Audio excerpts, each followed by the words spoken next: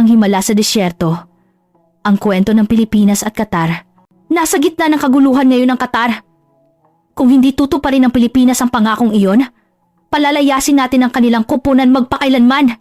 Ito ang huling babala ng Qatar, isang mayamang bansa na nangunguna sa global GDP per capita sa Pilipinas. Sa pandinig ng lahat, ang garantiya ng mga Pilipino ay parang isang hungkag na pangako at marami ang nag-aabang lang sa tabi para manood ng inaasahang kabiguan. Ngunit, ang sumunod na nangyari ay lubos na hindi inaasahan. Ang Saudi Arabia, Kuwait at United Arab Emirates buong gitnang silangan ay nagsimulang purihin ang pagsisikap ng Pilipinas. Pakiusap, tulungan ninyo kami. Maging ang Estados Unidos at Pransya ay hindi napigilang magtanong paano ito naging posible. Ngunit sa lupaing ito na sinukuan na ng lahat, paano nagawa ng koponan mula sa Pilipinas ang imposible sa loob lamang ng 48 na oras. Ang nakakagulat na lihim na ito ay malapit ng mabunyag. Magandang araw sa lahat. Ako si Hamad Al-Murshid, isang tagapamahala ng yaman tubig sa distrito ng Al-Shamal sa Hilagang Qatar. 4 hanggang 5 taon na ako naninirahan dito.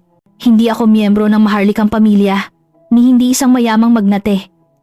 Isa lamang akong ordinaryong kawani ng gobyerno. Ang aking buhay ay tila isang walang katapusang laban. Araw-araw, 4:00 ng madaling araw, bago pa man tumunog ang aking alarm clock, nagigising na ako dahil sa pagkabalisa. Makakahanap pa kaya tayo ng tubig ngayon? Kailangan kong maglaan ng sapat na tubig para sa aking 10 taong gulang na anak na si Nora at sa aking asawang si Sarah. Nura, Sarah, kailangan nating magtipid.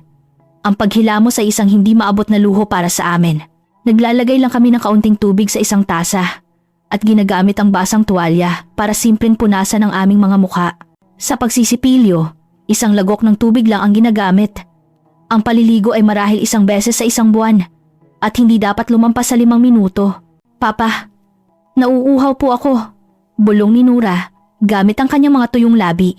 20 litro iyon lang ang kabuuang tubig na nakalaan para sa aming pamilya araw-araw. Sapat lamang para sa inumin at pangunahing pangangailangan upang mabuhay. Ang bangungot sa aming lupain ay nagsimula 10 taon na ang nakalipas. Ang aming underground rock formations ay kakaiba. Parang espongha na puno ng tubig alat. Habang mas malalim ang aming paghuhukay, mas maraming tubig alat ang lumalabas. Narinig ko mula sa henerasyon ng aking lolo na mayroon pang mga balon ng tubig tabang dito noon. Masyadong sakim ang mga tao noon. Sabi sa akin ng kasamahan kong si Said, humukay sila ng napakalakas, kaya't ang water layer ay kumonekta sa dagat. Ngayon, wala nang pag-asang maibalik pa. Tuwing Martes ay zero water day. Kailangan naming pumila mula 3:00 ng madaling araw. Kahit ang tubig na ginagawa ng National Desalination Plant ay medyo maalat pa rin. At kahit iyon ay hindi sapat sa pangangailangan. Madalas, napipilitan kaming bumili ng tubig sa black market sa halagang 50 Qatari riyals bawat litro. Mas mahal pa ito sa gasolina, sabi ng walang hiyang may-ari ng black market. Noong nakaraang linggo, 40 riyals lang. Ngayon, mas mahalaga pa ang tubig kaysa sa langis. Kung ayaw ninyo, huwag kayong bumili. Wala kaming pagpipilian. Kalahati ng aking sahod ay napupunta sa tubig. Isang gabi, pagka-uwi ni Nora mula sa paaralan, bigla siyang bumagsak. Nora! Nora! Kahit anong sigaw ko, hindi siya tumutugon. Maputla ang kanyang mukha at nangingitim ang kanyang mga labi. Agad kaming tumawag ng ambulansya. Ngunit inabot ng 40 minuto bago ito dumating. Ang oras na iyon ay parang isang buong buhay. Malubhang dehydration. Kailangan siyang sweruhan kaagad. Sabi ng doktor na may seryosong mukha. Hindi lang ang batang ito. Mahigit 20 kaso na ng dehydration ang dumating ngayon. Kung magpapatuloy ito, magiging mapanganib talaga sa silid ng ospital. Habang pinapanood ko si Nora na nakaswero, nadurog ang puso ko. Hindi ko man lang maibigay sa aking anak ang isang patak na malinis na tubig. Paano tayo umabot sa ganito? Mr. Hamad, pumasok si Director Khalid sa silid. Umalis na rin ang kumpanyang Frances. Sinubukan nila sa loob ng 6 na buwan, pero sumuko na rin sila. Isa na namang kabiguan. Ilang dosenang kumpanya na ang sumubok sa aming lupain Amerikano, Aleman, Hapon, Israeli. Ipinagmalaki nila ang kanilang high-tech na teknolohiya, ngunit lahat sila ay sumuko sa aming rock formations.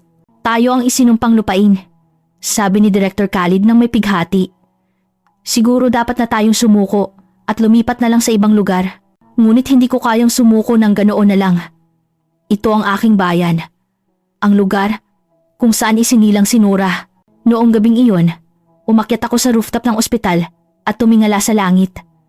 Ganap na madilim. Walang kahit isang bituin.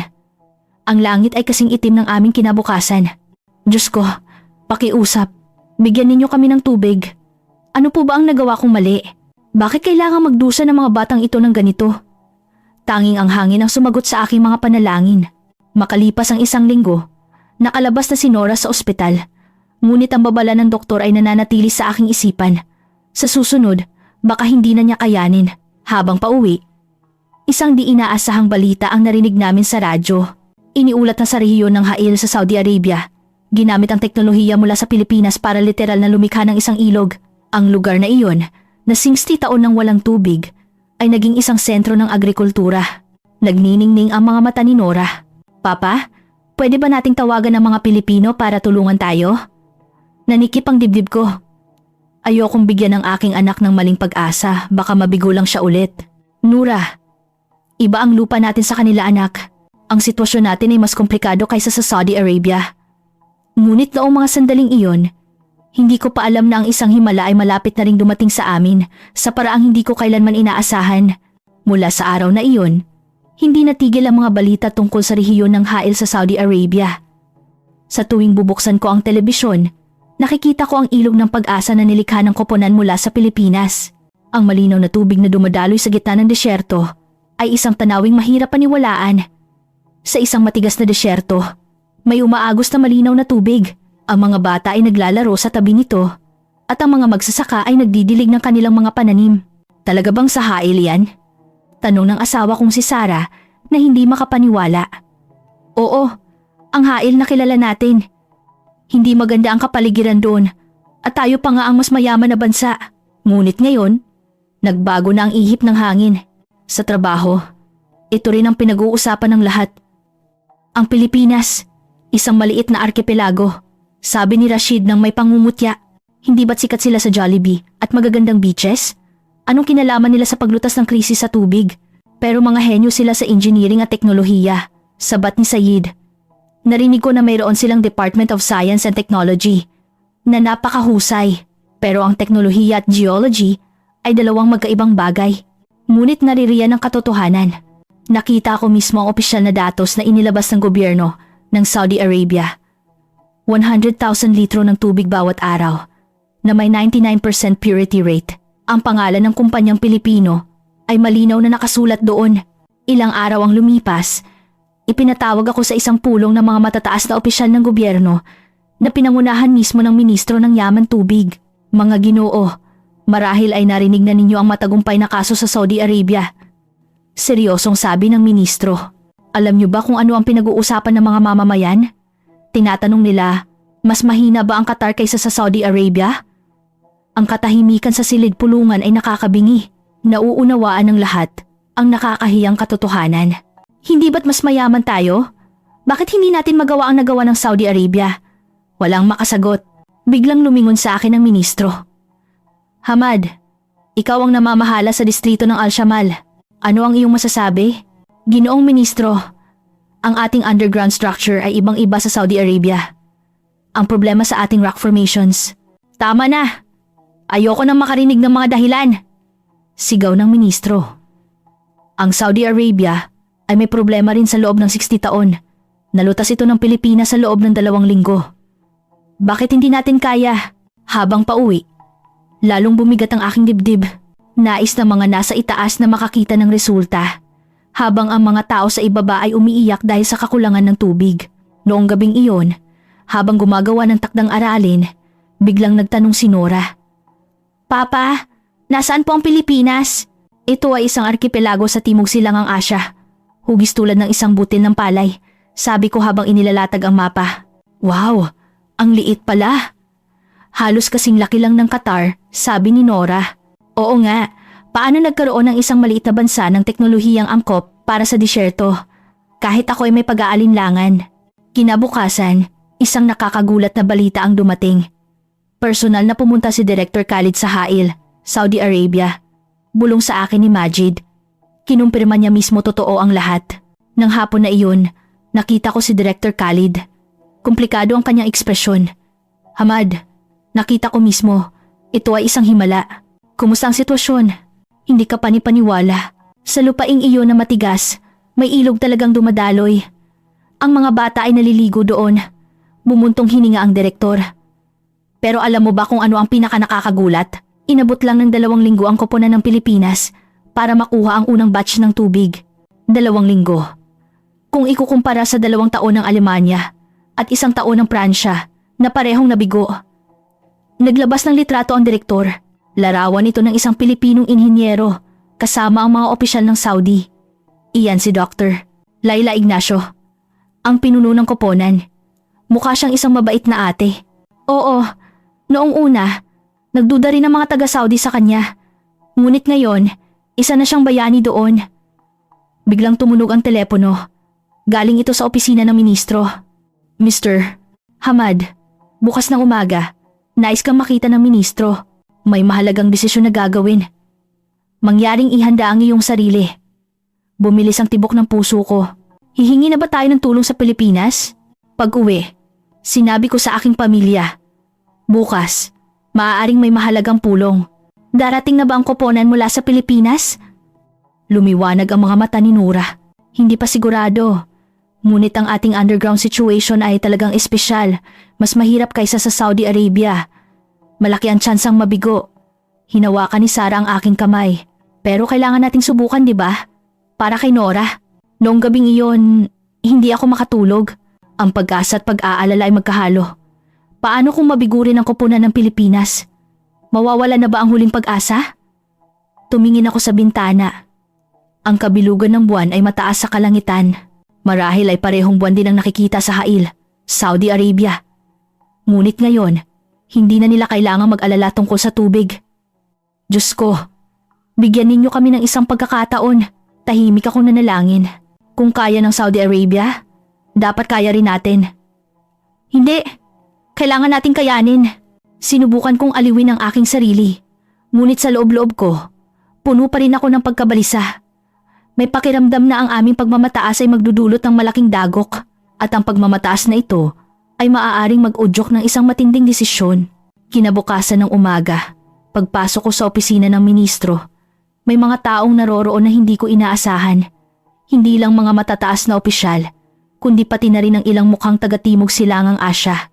Hamad, ito ang koponan mula sa Pilipinas, mula sa Geotech Solutions International, pagpapakilala ng ministro. Ang pinuno ay si Dr. Laila Ignacio. Nagulat ako. Isang babae na may maikling buhok. Nakasalamin. Mga 4 taong gulang. Ang kanyang mga mata ay matatag, ngunit malumanay. Magandang araw. Ako si Laila Ignacio. Bati niya sa perpektong Arabic na may tumpak na bigkas. Marunong kang mag-Arabic? Nag-exchange student ako sa Cairo University sa loob ng 1 taon. Nag-specialize sa Middle Eastern Geology.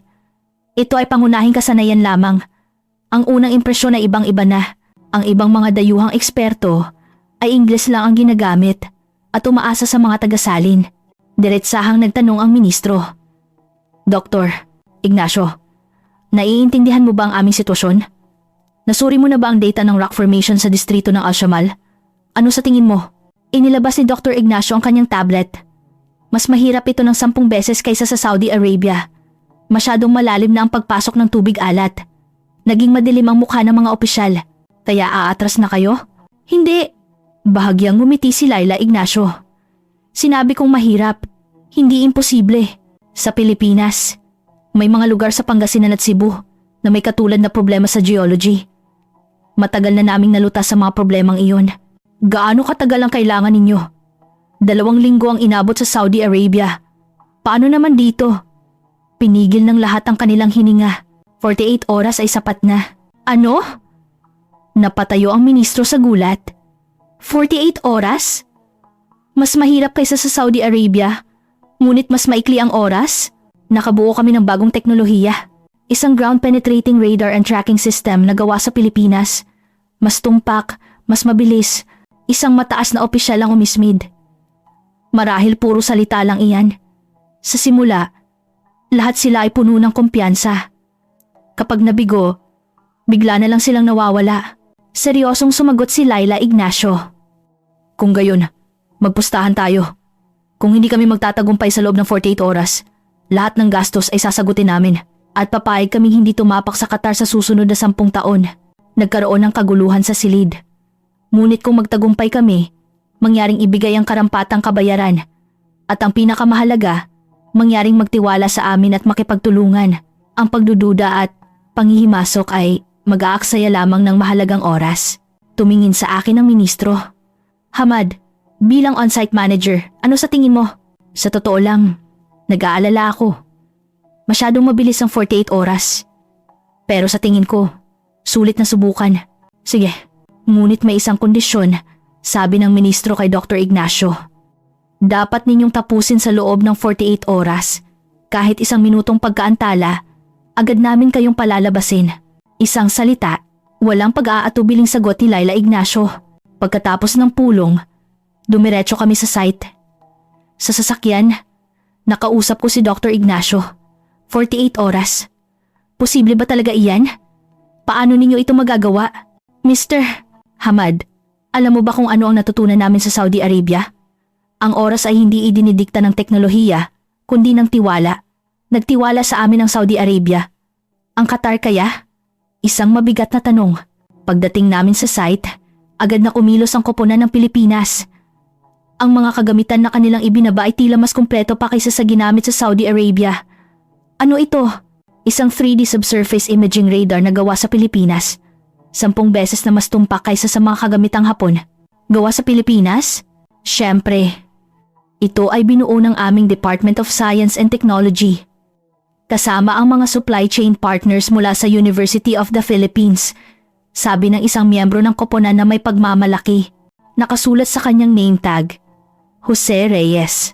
Nagsimula ang trabaho at nagsimulang magtipo ng mga lokal na residente. Dayuhan na naman. Ngayon, koponan naman mula sa Pilipinas. Ilang araw kaya sila tatagal? Puno ng pagdududa ang kanilang mga mata dahil sa paulit-ulit na kabiguan. Ngayon, hindi na sila nangangahas na umasa. Dumating din si Nura pagkatapos ng klase. Papa, sila po ba ang mga Pilipino? Oo anak. Bakit po ang kaunti lang nila? Ang ibang mga koponan ay may mahigit 10 tao. Narinig ni Laila Ignacio ang sinabi ni Nora at lumapit. Hi, anong pangalan mo? Nura? Ang gandang pangalan. Nura, hindi sa dami ng tao ang basehan. Ang mahalaga ay ang puso ng teknolohiya. Kumuha si Laila Ignacio ng isang bagay mula sa kanyang bag. Ito ay polvoron. Tikman mo. Dala namin mula sa Pilipinas. Salamat po. Masayang kinuha ni Nora. Ate, magkakaroon po ba talaga ng tubig ang aming nayon? Hinaplos ni Laila Ignacio ang ulo ni Nora. Magtiis ka pa ng 48 oras. Ipinapangako ko, makakainom ka ng malinis na tubig. Nang marinig ko iyon, uminit ang puso ko. Ngunit kasabay nito, may kaunting kaba. Magagawa ba talaga ito sa loob ng 48 na oras? Paglubog ng araw, opisyal na nagsimula ang operasyon. Plano ng koponan ng Pilipinas na magtrabaho buong gabi. Mr. Hamad, maaari mo ba kaming gawa ng tsaa? Tanong ni Laila Ignacio. Siyempre. Pero ang tsaa ay mahalaga rin dahil sa kakulangan ng tubig. Alam ko, malapit na tayong makainom hanggang sa gusto natin. Ang ganitong kumpiyansa ay kahanga-hanga. Hindi pa man nagsisimula, sigurado na sa tagumpay. Dr. Ignacio, bakit ka nangahas na sabihing 48 oras? Masyadong malaki ang pusta, hindi ba? Habang tinitingnan ang mga kagamitan, sumagot si Laila Ignacio. Mr. Hamad, ito ang diwa ng Pilipino. Pag may tiyaga, may nilaga. Minsan, ang paglalagay sa sarili sa isang sitwasyong walang atrasan ang pinakamahusay na motibasyon. Ang pressure ng 48 oras ay magpapanatili sa aming focus. At ganoon nagsimula ang unang gabi. 8:00 ng gabi. May natitira pang buong 48 na oras. Ang countdown ng tadhana ay nagsimula na. Ang unang 12 oras ay ginugol sa pagsusuri. Ang mga instrumento na dala ng koponan ng Pilipinas ay walang tigil na gumagana. Hamad, tingnan mo ito. Tingnan mo rito. Sabi ng inhinyerong si Jose Reyes na itinuturo ang isang komplikadong screen. Ano yan? 150 metro sa ilalim ng lupa. Tingnan mo, may isang espesyal na espasyo dito. Tinitigan kong mabuti ang screen. Ang kulay ay iba sa paligid. Ito na ba ang freshwater layer? Hindi pa sigurado, pero malaki ang posibilidad. Lumapit si Laila Ignacio. Hindi siya natulog buong gabi, ngunit mukhang hindi pagod. Natagpuan na. Tulad ng aking prediksyon, ano ang natuklasan mo? Ang mga bato ng Qatar ay hindi lang parang espongha, para rin itong isang maze. At sa kailaliman ng maze na iyon, may nakatagong tubig tabang. Ang kanyang pananaw ay nakakagulat. 10 taon naming hindi natuklasan ito. Samantalang sila ay 12 oras lang ang inabot. Ngunit may isang problema. Nag-aalalang sabi ni Jose. Ang freshwater layer ay ganap na napapaligiran ng tubig alat. Isang maling galaw lang. Maghalo ang lahat. Tumango si Laila Ignacio. Kaya kailangan nating maging kasing tumpak ng isang microsurgery. Biglang dumating ang isang government inspector. May nahanap na ba kayo? Mayabang niyang tanong. Kasalukuyan naming sinusuri. Sagot ko. 12 oras na ang nakalipas. At iyan pa lang, mukhang mabibigo na naman kayo tulad ng dati. Umalis ang inspector na may ngisi. Naging madilim ang mukha ng mga miyembro ng koponan ng Pilipinas. Huwag ninyong pansinin, pag-engganyo ni Laila Ignacio sa lahat. Tayo, bilang mga Pilipino, hindi basta-basta sumusuko. Ipagpatuloy ang trabaho. Lumipas ang 6 na oras pa. At ang paggawa ng 3D map ay puspusan na. Ito ay para lubusang maunawaan ang underground structure. Napakagaling. Hindi ko mapigilang mamangha. Ang 3D image sa screen ay sobrang detalyado. Kahit ang daloy ng tubig sa loob ng rock maze ay kitang-kita. Mr. Hamad, mayroon ka bang mapa mula 8 taon na ang nakalipas? Tanong ni Laila Ignacio. Mapa mula 2 taon na ang nakalipas? Mayroon ako. Kinuha ko mula sa bodega ang isang maalikabok na lumang mapa. Ikinumpara ni Laila Ignacio ang mapa sa 3D image. Tila may natuklasan siya. Nagningning ang kanyang mga mata. Tama. Tingnan mo rito. Anong nakikita mo? 18 taon na ang nakalipas. May isang oasis dito. Ibig sabihin, siguradong may tubig tabang dito noon. Ngunit ngayon, lumubog na ito sa ilalim ng lupa. Natabunan ng tubig alat. Pero sa isang lugar sa ilalim, siguradong may natira pa. Pagkalipas ng 12 oras, sa wakas ay nagsimula na ang pagbabarina. Ngunit sa pagkakataong ito, dumating ang isang opisyal ng gobyerno para manggulo. Anong ginagawa ninyo? Basta-basta na lang kayo naghuhukay? Ito ay bahagi ng plano. Mahinahong sagot ni Laila Ignacio. Ngunit patuloy na humahad lang ang opisyal. Kailangang suriin ang mga dokumento. Itigil ninyo yan ngayon din. Sinabi ninyong 48 oras ang kailangan para matapos. Pero ngayon gusto ninyong ipatigil kami? Nagsimula na ang pagtatalo. Ang oras ay lumilipas. Tumayo ako bilang on-site manager. Pinahihintulutan kong magpatuloy. Kung may mangyari, ako ang mananagot. Hamad, kaya mo bang panagutan iyan? Susulat ako ng garantiya. Umalis ang opisyal na may sama ng loob. Tumingin sa akin si Laila Ignacio na may pasasalamat. Nagpatuloy ang pagbabarina. 50 metro, 100 metro. Habang lumalalim, lalong tumitindi ang kaba. Sa 120 metro, may natamaang bato. Bato! Sigaw ni Jose. Pinigil ng lahat ang kanilang hininga. Kinuha ang sample, kaunting tubig. Personal na sinuri ni Laila Ignacio ang salinity gamit ang isang instrumento. 0.3%. Maalat pa rin. Kailangan nating lumalim pa. Bagamat may pagkadismaya, may pag-asa pa rin. Kahit papaano, mas matabang ito kaysa sa tubig dagat. Pagkalipas ng 24 oras, eksaktong kalahati ng oras, wala pa ring malinis na tubig. Nagsimulang magtipon ng mga residente. Mabibigo na naman. Sabi ko na nga ba, may sumpa talaga ang lupaing ito. Ang mga negatibong komento ay kumalat. Ngunit ang koponan ng Pilipinas ay hindi natinag. Ma'am, gusto niyo po bang magpahinga muna? Tanong ng isang miyembro ng koponan. Umiling si Laila Ignacio. Hindi, wala na tayong oras. Biglang lumitaw si Nura. May dalang isang bagay. Ate, kainin niyo po ito. Ito ay isang datiles na pinitas niya mismo. Dahil sa kakulangan ng tubig, hindi gaanong namumunga. Pero sana makapagbigay ito sa inyo ng lakas. Namula ang mga mata ni Laila Ignacio. Salamat Nura. Mukhang masarap. Pinaghatian ng koponan ng Pilipinas ang dateles. Ang kanilang mga pagod na mukha ay nabahira ng ngiti. Nora, maghintay ka lang. Sisiguraduhin ko makakainom ka ng malinis na tubig. Ang pangako ni Laila Ignacio ay nagpangiti kay Nora ng malapad. Pagkalipas ng 30 oras, sa wakas ay nagkaroon ng pagbabago. Nagsimulang bumaba ang salinity. Malapit na! Tuwang-tuwang sabi ni Jose. Nagtipo ng lahat sa harap ng screen. Sa bawat pagbaba ng numero, may sumisigaw sa tuwa. Ngunit may lumitaw na problema. Ma'am, masyadong malakas ang presyo ng tubig alat. Kung hindi natin ito haharangan, hahalo ito. Kailangan nating harangan. Alam ko, pero 18 oras na lang ang natitira. Ang paglalagay ng ordinaryong harang ay aabutin ng 12 oras. Aabot ba tayo? Gagamitin natin ang dinala nating patented Filipino nanopolymer barrier technology, matatag na sabi ni Laila Ignacio. Isa na namang kahanga-hangang teknolohiya. Ano iyon? Tanong ko. Ito ang resulta ng 5 taong pagsasaliksik ng DOST at ng aming mga partner sa chemical industry. Sa sandaling madikit ito sa tubig alat, tumitigas ito sa loob ng 10 minuto at ganap na sinasarhan ng daanan. May pagmamalaking paliwanag ni Jose. 2:00 ng madaling araw. Umabot na sa 150 metro ang paghuhukay. Pinigil ng lahat ang hininga habang hinihintay ang resulta. Simula ng pressure test. Si Laila Ignacio mismo ang nagbukas ng balbula. Sa simula, walang galaw. 1 segundo. 2 segundo. 3 segundo. Biglang nagsimulang tumulo ang malinaw na tubig. May tubig na! Sigaw ng isang tao. Nanginginig na sinalo ni Laila Ignacio ang mga patak sa kanyang kamay at inilagay sa salinity meter. 0.001%. Ito ang pinakadalisay na tubig tabang.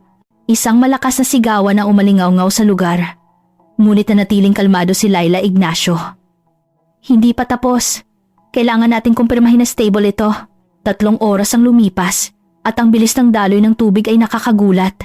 Habang tumatagal, lalo pang lumalakas ang daloy. 2,000 litro bawat oras. 30,000, 50,000. Ang mga numero ay hindi ka panipaniwala. Paano ito posible? Dahil sa pressure difference. Hinarangan ng barrier ang tubig alat, kaya't ang pressure mula sa freshwater layer ang natural na nagtutulak sa tubig pataas. 5:00 ng umaga, dumating ang sandali ng unang pag-inom. Ako ang unang uminom. Nanginginig ang aking mga kamay habang itinataas ang baso. Sumimsim ako. Matamis. Napakatamis. Ito ang unang pagkakataon sa buong buhay ko na nakatikim ako ng purong tubig mula sa ilalim ng lupa, tulad ng aking mga ninuno. Hindi ko mapigilang mapaiyak. Nora! Nora! Nasaan ka? Ginising ko ang aking natutulog na anak. Dinala ko siya sa site habang inaantok pa. Nang makita niya ang tubig, agad siyang nagising. Papa, tubig po ba talaga iyan? Oo anak, inom ka. Maingat na uminom si Nora.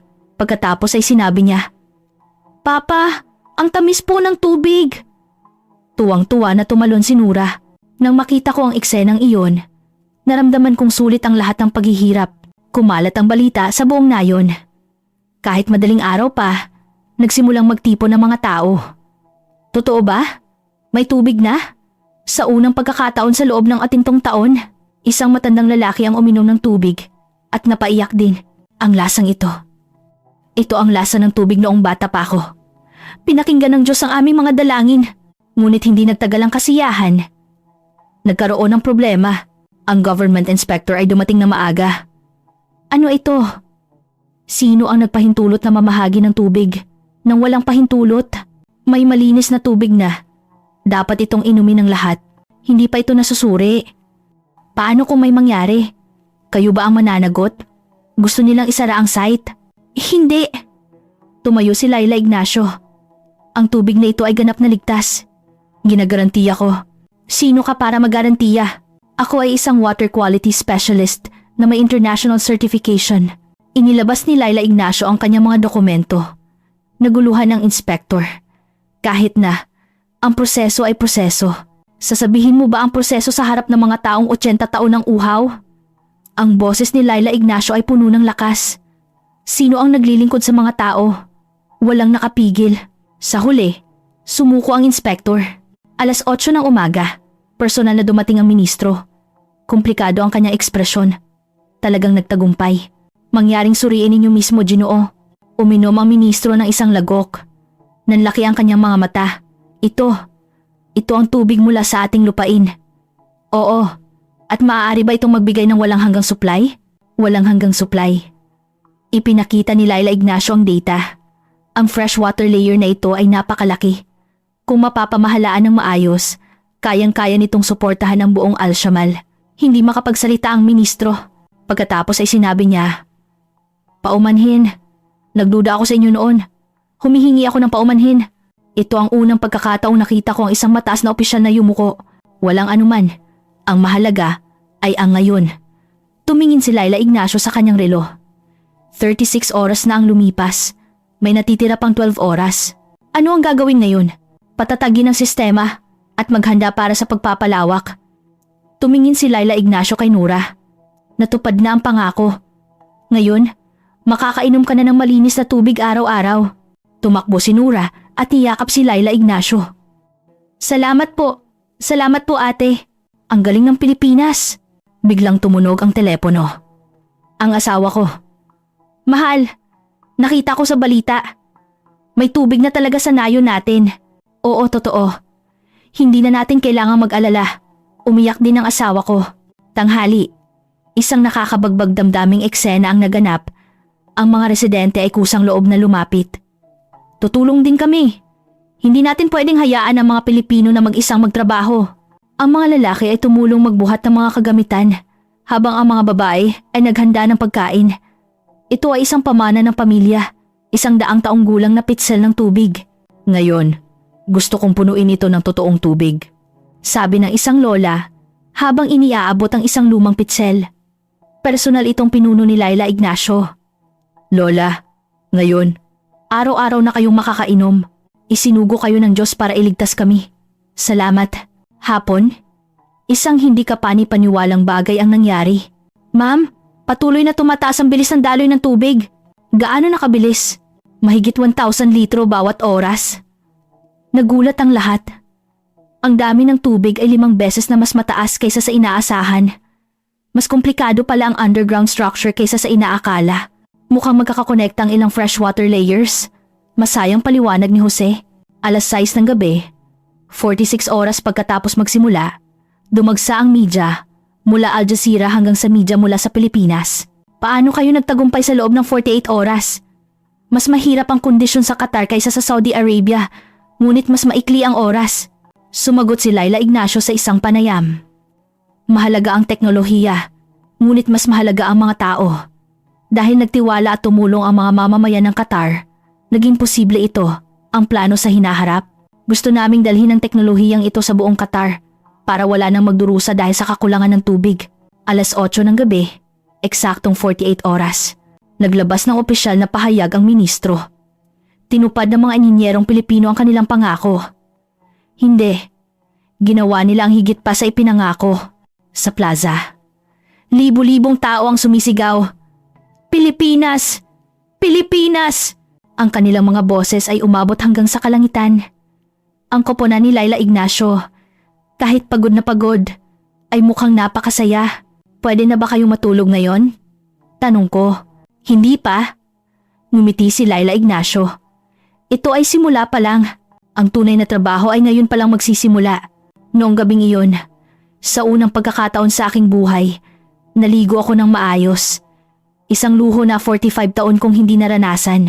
Habang dumadaloy ang tubig sa aking katawan, naisip ko, totoo pala ang mga himala. At ang himalang ito ay nagmula sa Pilipinas. Hindi nagtagal ang saya ng tagumpay. 2 araw ang lumipas, isang hindi inaasahang pag-atake ang dumating. Peke iyan, niloloko lang tayo ng mga Pilipino sa pulong ng mga pinuno ng tribo. Puno ng batikos, lalo na mula kay Sheikh Rashid Al Maktoum na may malaking impluensya. Isipin ninyo, isang bagay na hindi natin nagawa sa loob ng 80 taon, nagawa sa loob ng 48 oras. Makatuwiran ba iyon? Pero lumabas na ang tubig tabang. Pagtutol ko, binili lang nila ang tubig na iyon noon pa at ngayon ay ipinapakita sa atin. Kahit nakatawa-tawa pakinggan, may mga naniwala. Oo nga, Noong una pinuri rin ng Saudi Arabia, pero hindi ba't nagkaproblema rin kalaunan? Malamang gusto lang ng mga Pilipinong iyan na kunin ang ating yaman sa ilalim ng lupa. Nagsimulang kumalat ang mga chismis. Pinuntahan ko si Laila Ignacio. May ganitong mga chismis. Ano ang plano mong gawin? Inaasahan ko na ito. Nakakagulat na kalmado niyang sabi. Normal lang na matakot sa mga bagong bagay. Pero kung ganito, hahayaan nating ang datos ang magsalita. Gagawin nating ganap na bukas ang lahat. Kinabukasan, gumawa si Laila Ignacio ng isang matapang na desisyon. Nag-install siya ng isang real-time monitoring system na gawa sa Pilipinas para makita ng lahat ang data 24/7. Hindi na kailangang gawin niyan, hindi ba? Sabi ko, ang tiwala ang pinakamahalaga. Kailangan nating patunayan na wala tayong itinatago. Isang malaking screen ang inilagay sa plaza ng Nayon na nagpapakita ng kalidad at daloy ng tubig. Ngunit hindi tumigil si Al Maktoum. Kahit ang mga numero ay maaaring pekein. Kailangan nating personal na suriin. Hinikayat niya ang mga tribo na siyasatin ang planta. Sige lang, pumayag si Laila Ignacio. Bukas kami anumang oras. Mangyaring personal na suriin. Dumating ang investigasyon. Dala ni Al Maktoum ang 30 tao. Susuriin ko ang bawat sulok. Ipinakita ng koponan ng Pilipinas ang lahat, kahit ang mga technical drawings. Ito ang diagram ng barrier layer. Paliwanag ni Jose. Ngunit hindi nakinig si Al Maktoum. Ginawa ninyong komplikado para lang manloko, hindi ba? Biglang lumitaw si Nura. Tito, bakit po kayo ganyan? Totoo po ang tubig. Umalis ka rito, bata! Sigaw ni Al Maktoum. Humikbi si Nora. Sa unang pagkakataon, nakapagluto si Mama gamit ang malinis na tubig. Sabi ni Papa, ito ang unang beses sa loob ng 80 taon. Bakit po kayo ganyan? Huwag kayong maniwala sa mga kasinungalingan nila.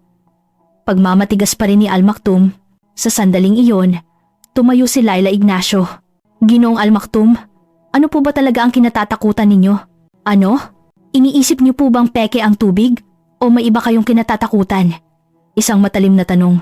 Wala akong dapat ikatakot. Natatakot kayo sa pagbabago, hindi ba? Ang kaayusan na 80 taon na umiiral ay nagbabago. Tinamaan niya ang punto. Si Al Maktoum ay kumikita mula sa krisis sa tubig. Anong alam mo? Alam ko, dahil ang Pilipinas ay dumaan din sa katulad na landas. Mahinahong sabi ni Laila Ignacio. Ngunit pagkatapos naming tanggapin ang pagbabago, doon nagsimula ang tunay na pag-unlad. Naging tensyonado ang sitwasyon.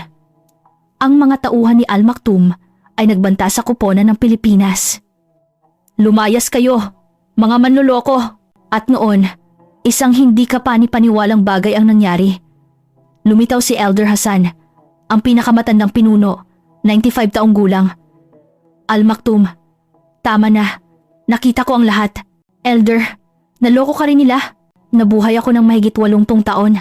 Sa tingin mo, hindi ko makikilala ang totoo sa peke? Dahan-dahang lumapit si Elder Hassan at uminom ng tubig. Totoo ito. Ito ang lasa noong bata pa ako. Pagkatapos ay, itinuro niya si Al Maktoum. Alam ko lahat ang tungkol sa iyong pagkakakitaan sa kakulangan ng tubig. Oras na para itigil mo na. Ang mga salitang iyon ay parang isang bomba. Namula ang mukha ni Al Maktoum. Ano ang sinasabi ninyo? Kalahati ng perang ibinabayad sa tubig ay napupunta sa iyong bulsa. Sa tingin mo, hindi ko alam? Natatakot ka na totoo ang tubig dahil malulugi ang iyong negosyo? Nagsimulang magbulungan ang mga tao?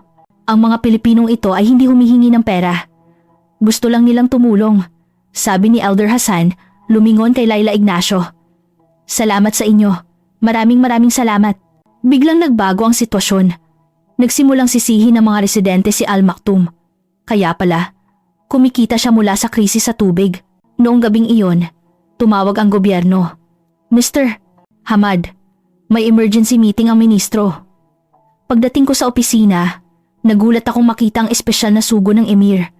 Ang pinuno ng estado mismo ang nag-aalala sa bagay na ito. Talaga? Bukas, personal siyang bibisita sa site. Isang nakakagulat na balita. Ang pinuno ng bansa mismo ang darating. Agad kong sinabi sa koponan ng Pilipinas, bibigyan kayo ng pinakamataas na pagtanggap. Ito ay isang karangalan para sa amin, sabi ni Laila Ignacio sa hating gabi. Hindi ka ba kinakabahan? Bakit naman? Ginawa lang namin ang dapat naming gawin. Isang kahanga-hangang tao. Kinabukasan ng umaga, nagkaproblema na naman. Ma'am, Nasira ang sistema. Tumatakbong ulat ni Jose. Anong nangyari? May nanabotahe kagabi. Huminto ang pangunahing makina. Ito ay tiyak na gawa ng mga tauhan ni Al Maktoum. Malapit nang dumating ang Emir. Paano na ito? Maaayos ba? Kailangan ng oras. Ngunit buong koponan ng Pilipinas ang kumilos. 4 na oras silang nag-ayos. Nang dumating ang Emir kasama ang kanyang malaking delegasyon. Sobrang tensyonado ng sitwasyon. Ito ang koponan mula sa Pilipinas, hindi ba? Ang lumapit ang Emir kay Laila Ignacio. Narinig kong lumikha kayo ng isang himala sa loob ng 48 oras. Opo, kamahalan. Sa mismong sandaling iyon, ang bagong ayos na sistema ay nagbuga ng tubig. Perpekto ang tiyempo. Personal na uminom ng tubig ang Emir. Kamangha-mangha, napakalinaw. Pagkatapos ay hinawakan niya ang kamay ni Laila Ignacio sa ngalan ng mamamayan ng Qatar. Nagpapasalamat ako sa inyo. Ito ay isang karangalan. Kamahalan, inanunsyo ng Emir. Mula ngayon, idinedeklara ko ang Pilipinas bilang strategic partner ng Qatar sa larangan ng teknolohiya ng yaman tubig. Isang makasaysayang sandali. Noong gabing iyon, dumating ang balita na si Al Maktoum ay inaresto dahil sa pagsira ng ari-arian. Sa wakas, naigawad ang hustisya. Mr. Hamad, tinawag ako ni Laila Ignacio. Mula bukas, ang tunay na trabaho ay magsisimula. Handa ka na bang baguhin ang buong Qatar? Siyempre, puno ng pag-asa ang aking puso. Ngayon, isang bagong panahon ang dumating. Pagkatapos ng pagbisita ng Emir, malaki ang ipinagbago ng sitwasyon.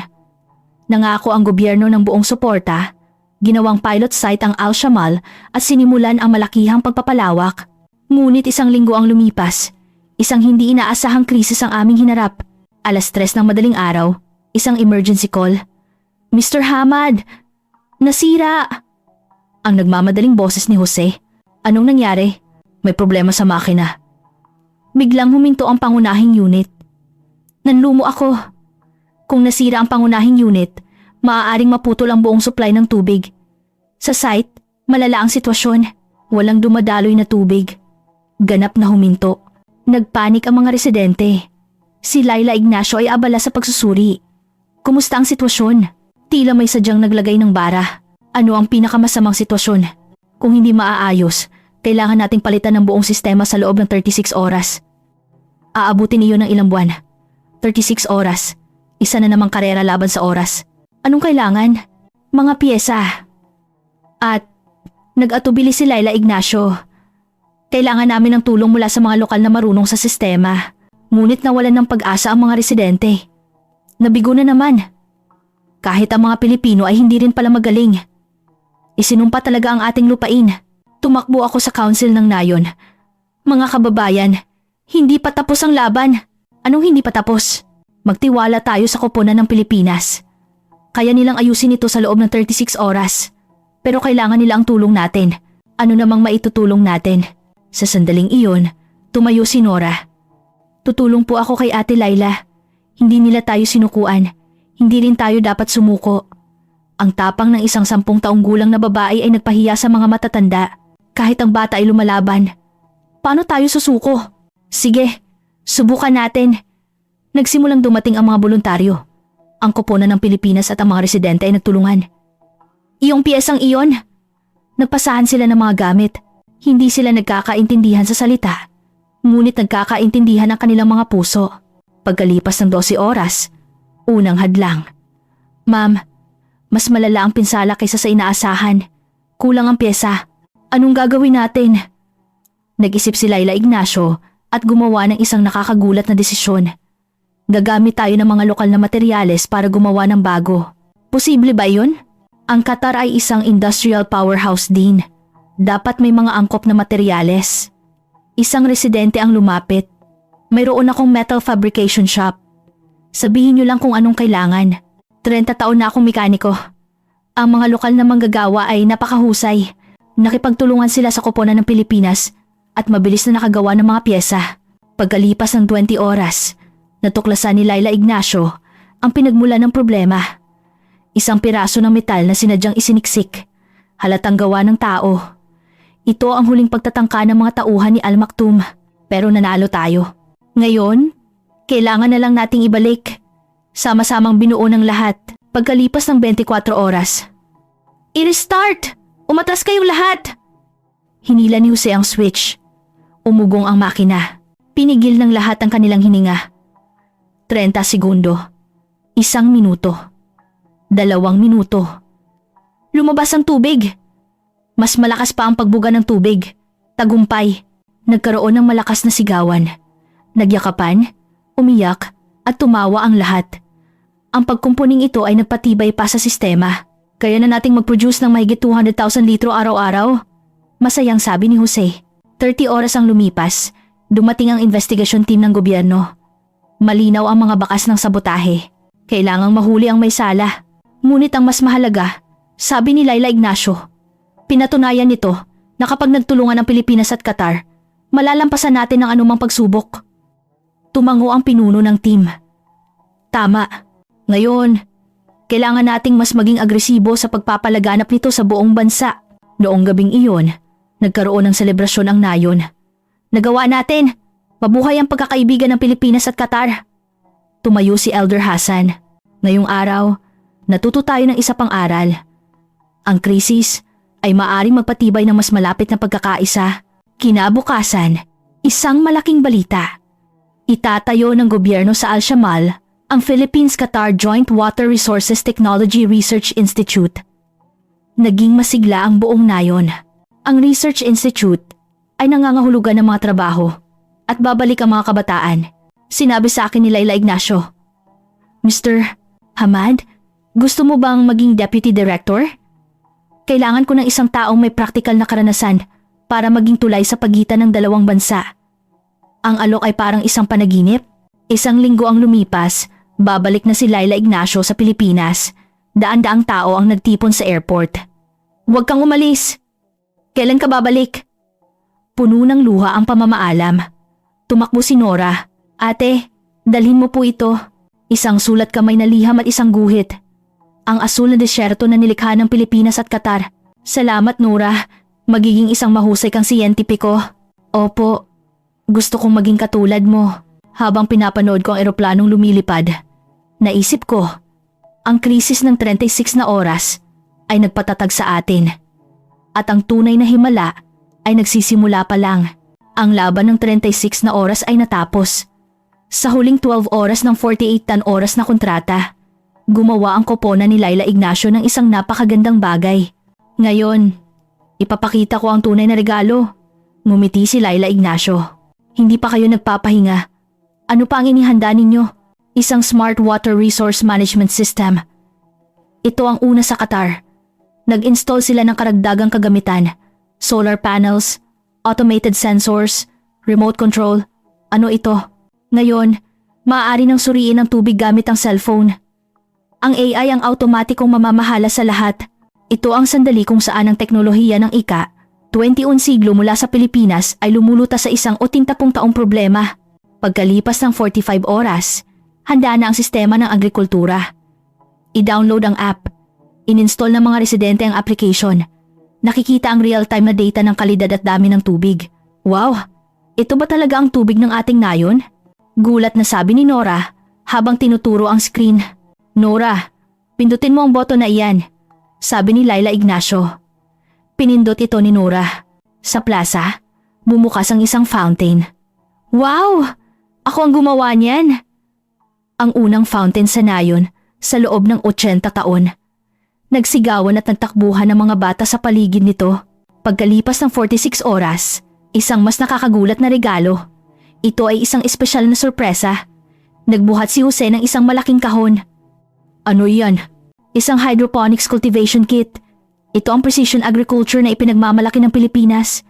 Tubig lang ang kailangan para magtanim ng gulay. Pagtatanim sa disyerto, isang bagay na hindi kailanman naisip. Kamatis, litsugas, pipino, lahat pwede. Personal na ipinakita ni Laila Ignacio. Lagyan lang ng kaunting nutrient solution ng tubig. Isaboy ang mga buto. 2 linggo, tutubo na. 2 buwan, aanihin na. Nagniningning ang mga mata ng mga residente. Makakakain na kami ng sarili naming gulay. Siyempre. Ngayon, Ang Qatar ay maaaring maging isang agricultural powerhouse pagkalipas ng 47 oras. Ang huling aktibidad. Mr. Hamad, mga kababayan, kinuha ni Laila Ignacio ang mikropono. Ngayon, sasaksihan natin ang kasaysayan. Isang malaking screen ang umilaw, nagpapakita ng mapa ng Qatar. Gamit ang aming system para sa simulation, nagsimulang lumitaw ang mga asul na tuldok sa mapa. Ang bawat tuldok ay maaaring magbigay ng tubig. Sa isang taon, 15 okasyon. Sa 3 taon, magiging asul ang lahat. Ang buong Qatar ay magkakaroon ng malinis na tubig. Pinigil ko ang aking hininga. Ang imposible ay nasa harap ko na. Biglang isang emergency call. Ang Emir ay gustong mag-video conference. Lumitaw ang Emir sa screen. Aking mga mamamayan at koponan ng Pilipinas, makinig kayo. 48 oras ang nakalipas. Nagduda pa kami. Ngunit ngayon, nakikita natin ang isang himala. Naging emosyonal ang boses ng Emir. Mula ngayon, itinatag ko ang Qatar-Philippines Joint Water Resources Technology Research Institute at inaanyayahan ko si Dr. Laila Ignacio na maging unang punong tagapayo. Nagulat si Laila Ignacio. Kamahalan, kailangan ka ng Qatar. Mangyaring manatili ka. Sumigaw ang mga residente. Tumango si Laila Ignacio na may luha sa mga mata. Ito ay isang karangalan. 47 oras at 45 minuto. Huling 15 minuto. Isang maliit na seremonya. Sabi ni Laila Ignacio. Ilalagay natin ang bote ng tubig na ito sa isang time capsule. Nakasulat sa bote ang petsa ngayon. 10 taon mula ngayon. Huhukayin natin ito para makita kung ano na ang nangyari sa atin. Nagtaas ng kamay si Nura. Mailalagay din po ako. Isang liham para sa hinaharap. Nangangakong magiging isang water resource scientist. Nagdala rin ng ibang residente ng mga alaala. Isang dakot ng buhangin. Isang lumang pitsel. Mga mensahe ng pag-asa. Eksaktong 48 oras. Natapos na. Inilibing ang time capsule. Ano kaya ang magiging itsura ng lugar na ito pagkalipas ng 10 taon? Tanong ni Laila Ignacio. Magiging isang lunti ang hardin. Puno ng mga parke at lawa. Sagot ko. Nagtawanan ang lahat. Isang pangarap na hindi na malayong abutin. Noong gabing iyon, isang malaking pagdiriwang ang ginanap. Live itong isinahimpapawid ng Al Jazeera, ang 48 oras na himala ang alamat ng Pilipinas at Qatar. Pinanood ng buong mundo. Ipinakita ang panayam kay Laila Ignacio. Mahalaga ang teknolohiya, ngunit ang pinakamahalaga ay ang pananampalataya. Dahil naniwala sa amin ang mamamayan ng Qatar, naging posible ito. Ang plano? Gawing water resource hub ng gitnang silangan ang Qatar? At tumingin si Laila Ignacio kay Nura. Hubugin ang susunod na henerasyon ng mga siyentipiko. Sila ang lilikha ng tunay na mga himala. Nagpatuloy ang pagdiriwang hanggang umaga. Ang mga awiting Pilipino ay humalo sa tradisyonal na musika ng Qatar. Sa mga mesa, may inihaw na tupa at pulburon. Isang toast gamit ang malinis na tubig, isang luho sa loob ng 80 taon. Kinabukasan ng umaga, isang nakakagulat na tanawin. Ma'am, tingnan nyo, sigaw ni Jose. Sa paligid ng fountain, may tumubong maliliit na damo. Kung may tubig, may buhay. Sabi ni Laila Ignacio. Isang linggo ang lumipas. Umalis ang koponan ng Pilipinas. Libu-libong tao sa airport. Huwag kayong umalis. Kailan kayo babalik? Puno ng luha ang pamamaalam. Kinuha ni Laila Ignacio ang mikropono. Aalis kami, ngunit mananatili ang teknolohiya at pagkakaibigan. Tumingin siya kay Nura. Magkita tayo sa Research Institute. Kumaway ang lahat hanggang sa hindi na makita ang eroplano. Salamat. Salamat sa inyo. Mula sa araw na iyon, malaki ang ipinagbago ng Al-Shamal. 150,000 litro ng malinis na tubig araw-araw. Itinayo ang mga hydroponic farms.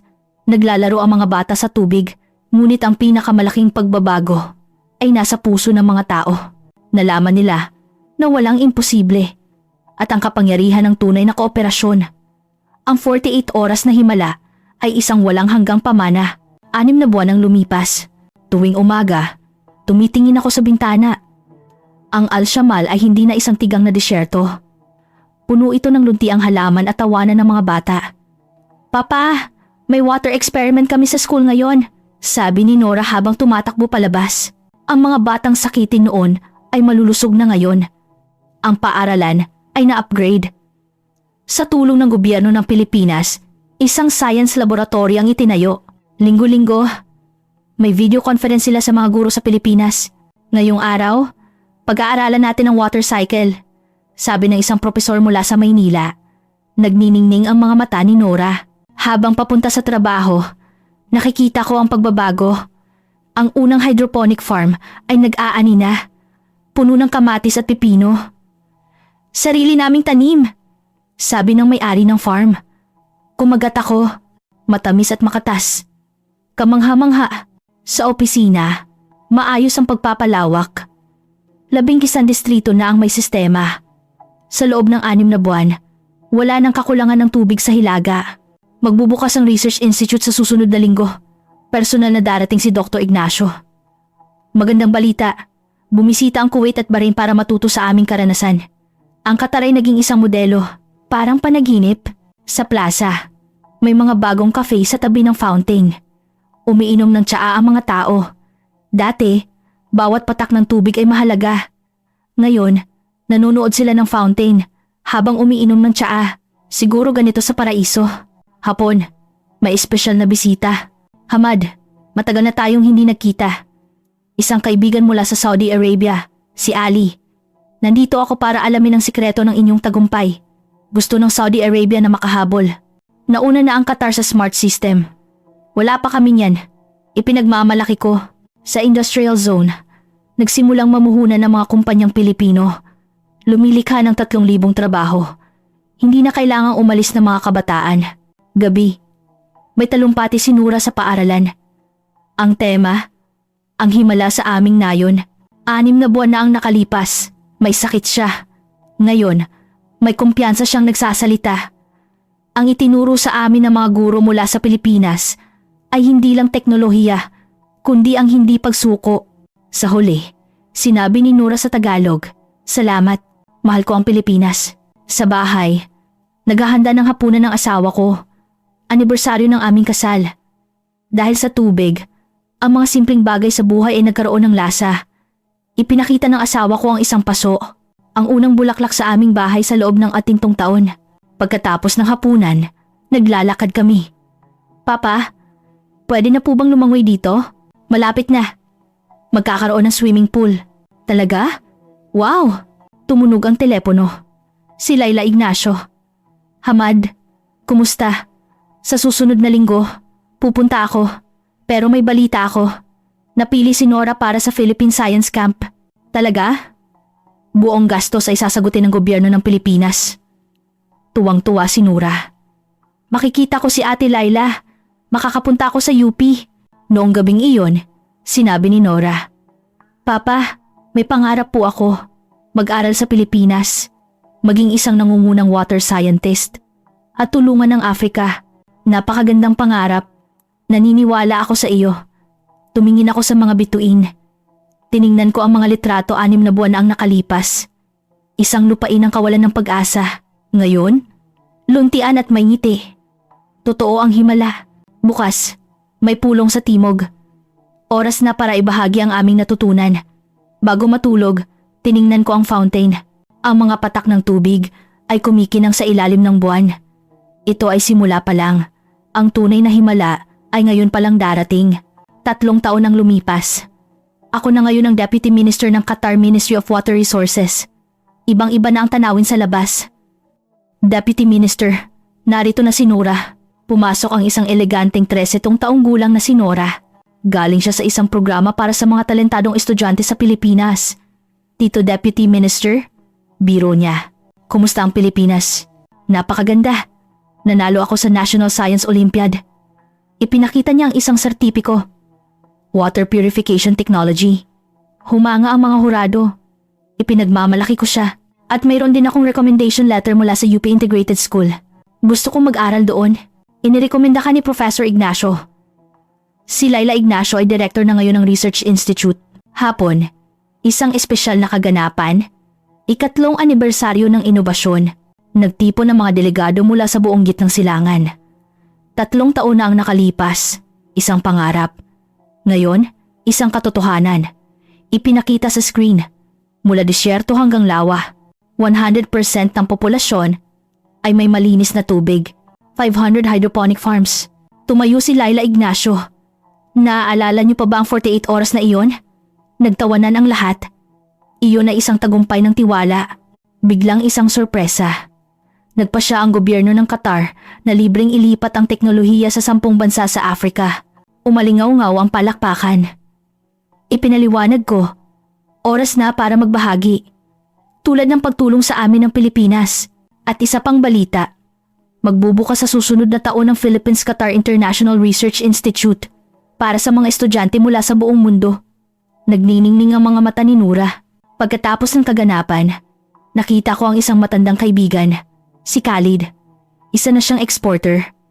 Ang kanyang mga sakahan ay umaasa lahat sa hydroponics. Gabi, pumunta kami sa Al-Shamal. Ang time capsule ay may 7 taon pa bago buksan. Ngunit ngayon, maglilibing kami ng isa pa.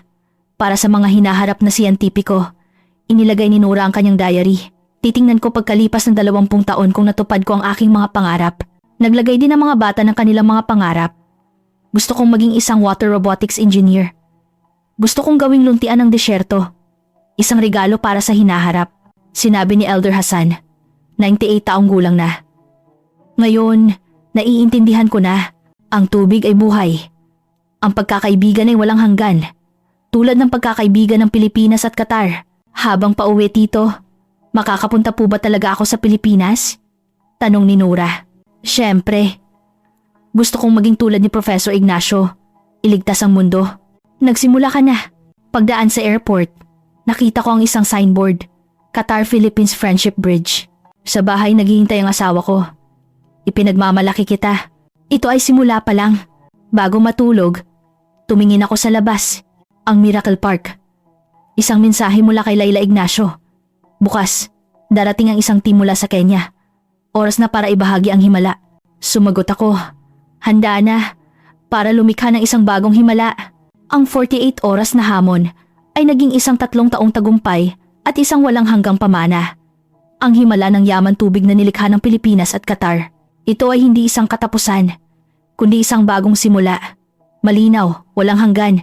Ang pagkakaibigan ay dumadaloy na parang tubig. Sa lahat ng manonood, ano ang masasabi ninyo sa kwento ng himala sa Qatar? Sa isang lupaing at yan taon ng tigang, sa loob lamang ng 48 oras, bumulwak ang isang bukal. Ang mga mamamayang nawalan ng pag-asa ay nabigyan ng pag-asa. Ang nakakagulat na kwentong ito ay hindi lamang tungkol sa paghanap ng tubig, kundi isang mensahe ng pag-asa. Kapag hinarap natin ang mga hamon at ang imposible, lahat ay maaaring maging totoo. Ngayon, sa buong mundo, ang teknolohiya at puso ng Pilipino ay patuloy na lumilikha ng mga himala. Ito ang dahilan kung bakit tayo ay dapat maging proud. 32 bansa sa gitnang silangan ang humingi ng tulong sa Pilipinas at nakatanggap ng tugon. Ang bansang ito ay tunay na kahanga-hanga. Kung naantig ka sa kwentong ito, mangyaring i-like at ibahagi ang iyong mga saloobin sa comment section. Salamat sa panunood, ang inyong subscription at like ang aming pinakamalaking suporta. Patuloy kaming magsisikap na magdala ng mas maraming kawili-wiling impormasyon sa inyo. Salamat.